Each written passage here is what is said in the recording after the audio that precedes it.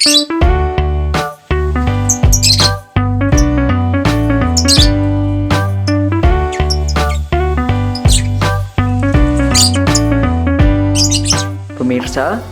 peternak burung lovebird di Banyuwangi keluhkan harga millet yang melambung. Beberapa peternak lovebird di Banyuwangi keluhkan pakan burung lovebird yang mahal. Masih belum lama ini harga pakan burung lovebird millet masih di kisaran Rp11.000 per kilogramnya. Akan tetapi, sekarang sudah mencapai Rp15.000 hingga Rp16.000 per kilogramnya. Peternak asal Dusun Kerajaan Baru, Desa Wonosobo ini juga mengeluhkan harga jual burung lovebird yang rusak tidak sesuai dengan harga millet yang terus melambung harganya.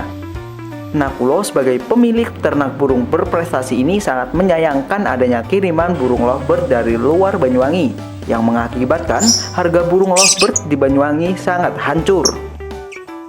Nakulo sebagai peternak burung lovebird mewakili peternak lovebird di Banyuwangi berharap agar harga pakan burung lovebird bisa kembali normal dan harga burung lovebird pun juga kembali stabil.